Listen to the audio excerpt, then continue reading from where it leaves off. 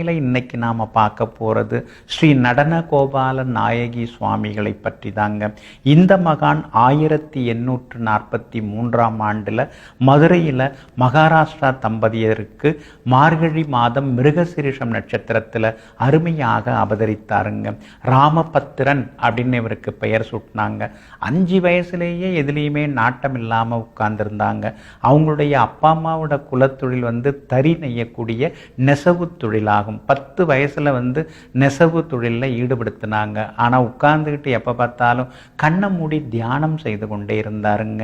குடும்ப கஷ்டம், வறுமை இதெல்லாம் நினச்சி அவங்க அப்பா கடுமையாக அவரை திட்டினாருங்க. அப்படியே அவங்க 2 பேரு காலையும் அதாவது வணங்கி பொத்துன்னு விழுந்து வணங்கினாரு. நான் கிளம்புறேன்னு சொல்லிட்டு கிளம்பினவர் தான். நேராக அவர் மாட்டம் நடக்க ஆரம்பித்தார். நடக்கிறார், நடந்து கொண்டே இருக்கிறார். எங்கே போகிறேன்னு தெரியறதுனால ஆனால் திருப்பரங்குன்றம் மலை மேலே ஏறி போய் உட்கார்ந்துட்டார்.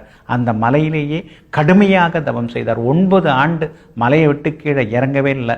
சோத்து கத்தாழை, அப்புறம் இந்த சப்பாத்தி கள்ளி பழம் இதெல்லாம் சாப்பிட்டுட்டு கிடந்திருக்கார். தண்ணீர் தாகம் எடுத்துன்னா அந்த கள்ளிப்பால் இருக்குல்ல, அது விஷத்தன்மை வாய்ந்தது. ஆனால் அந்த கள்ளிப்பாலை தான் தாகத்துக்கு குடிச்சு கடுமையாக தவம் ஏற்றி கொண்டே இருந்தார். 20 வயதுல ஒரு அற்புதமான இளைஞனாக கீழே இறங்கி திருப்பரங்குன்றத்து முருகப்பெருமான் கிட்ட அப்படி நிற்கிறார். முருகப்பெருமானுடைய அருளாசி கிடைக்குது. அங்கேருந்து அப்படியே பரமக்குடி செல்கிறார். அங்க இருக்கக்கூடிய நாகலிங்க அடிகளார் அவங்கள குருவாக ஏற்று பலவிதமான விஷயங்கள், அஷ்டமா சித்திகளிலிருந்து எல்லா விஷயங்களையும் அவர் கத்துக்கிறார். உடனே அவர் இவருக்கு சதானந்த சித்தா அப்படின்னு பெயர் சூட்டி இவரை அனுப்பி வைக்கிறார். சிவகங்கைக்கு வருகிறார். அங்க இருக்கக்கூடிய சிவகங்கையை அப்போது ஆண்ட மன்னன் பேர் ராஜா கௌரி வல்லபன் அப்படிங்கிற மன்னன் இவர் மேல சந்தேகப்படுறார். இத்தனை சின்ன வயசா இருக்காரு, இவர் என்ன சாமியாருங்கிறாங்க, சித்தருங்கிறாங்க, நம்புற மாதிரி இல்லையேன்னு சொல்லிட்டு இவருடைய அரண்மனையில் ஒரு நாள் இரவு தங்க வைத்து அழகான நடன மங்கைகள் எல்லாம் உள்ள அனுப்பி வைக்கிறார் அவருடைய அறைக்கு. ஆனா அவங்கெல்லாம் மயக்கம் போட்டு பொத்துன்னு விழுந்துடுறாங்க. இவர் அறையை விட்டு வெளியேறுகிறார். இன்னொரு தடவை பார்த்தீங்கன்னா, அதாவது இந்த மகான் நான் கடுமையாக தவம் இருக்க வேண்டும், பூமிக்கடியில் இறங்கி நான் தவம் இருக்கணும், அதனால எனக்கு பூமிக்கு கீழே ஒரு நிலவரை அமைத்து கொடுங்கன்னு மன்னன்ட்ட கேட்கிறார். மன்னன் இதுதான் சான்ஸ் அப்படின்னு சொல்லிட்டு நிலவரை அமைத்து கொடுக்கிறார்.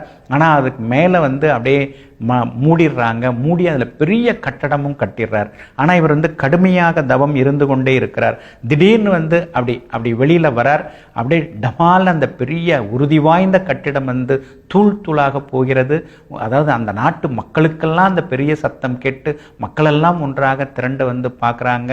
அங்க பக்கத்துல பார்த்தீங்கன்னா மதுரை மாரியம்மன் கோவில் அருகே ஒரு தென்னந்தோப்பு இருக்கு. அதுல இவர் உலவி கொண்டிருந்தார்.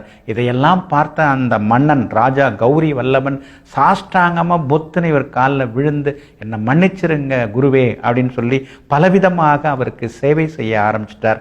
இன்னொரு பக்கம் பார்த்தீங்கன்னா, அதாவது அடியவர் ஒருவர் 4000 திவ்ய பிரபந்தத்தை இவர் கையில கொடுக்கிறார்.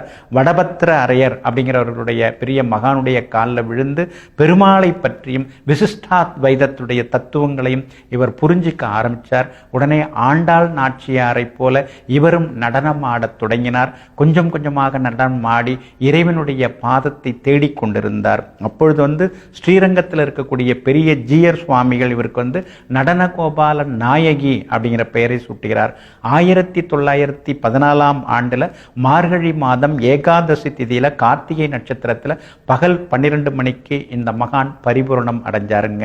இந்த மகானுடைய ஜீவ சமாதி எங்க இருக்குன்னா, மதுரையிலிருந்து மாட்டுத்தாவணி அப்படிங்கிற இடத்துல இருந்து 6 கிலோமீட்டர் தூரத்துல காதக்கிணறு அப்படிங்கிற இடத்துல இந்த மகானுடைய ஜீவ சமாதி அமைஞ்சிருக்குங்க.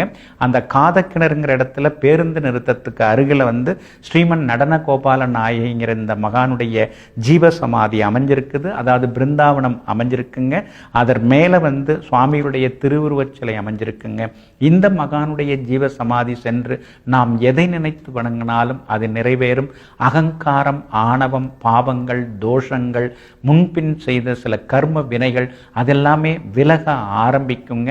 அது மட்டும் இல்லாம அரசாங்க சம்பந்தப்பட்ட விஷயங்கள் எதுவாக இருந்தாலும் இந்த மகானுடைய ஜீவ சமாதி சென்று வழிபட்டால் அந்த வேலைகள் எல்லாமே சீக்கிரமாக நடக்குங்க. அதே போல ஜீவ முக்தி அடைவதற்கும் மற்ற எல்லா வலிமைகளையும் பெறுவதற்கும் இந்த மகானுடைய ஜீவ சமாதி சென்று வணங்குவோம். அனைத்து நன்மைகளையும் பெறுவோம்.